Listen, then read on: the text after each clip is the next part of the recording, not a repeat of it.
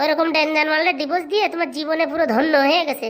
মনে করো ভগবান তোমার আবার নতুন করে বাঁচার একটা চান্স দিছে, নয়তো জীবন তোমার পুরো আলকাতরা হয়ে যেত, বুঝতে পারিস? তার ফিনতেল দিয়েও ঘষিয়েও ঠিক করতে পারতে না। ঠিক বলেছিস রে, ঠিক বলেছিস। মাঝে মাঝে মনে হয় যে ভুল করলাম কিনা। ওরে বাবা, কোনো ভুল করো নাই। তোমার যদি মনে হয় দর্শকদের কাছে জিজ্ঞাসা করো দর্শকরা কি বলে। সাত সকালে মাথাটা খারাপ করে দিলে তোমার বউর নামটা নিয়ে। ছি ছি ছি ছি। ছাড় ছাড় ছাড়, ওর চল ব্রাশ করে নি চল। কত ভালোবাসিতাম তোরে ও বন্ধু রে। হাগুদা, তোমার মাথায় সিটটি ওঠেনি তো?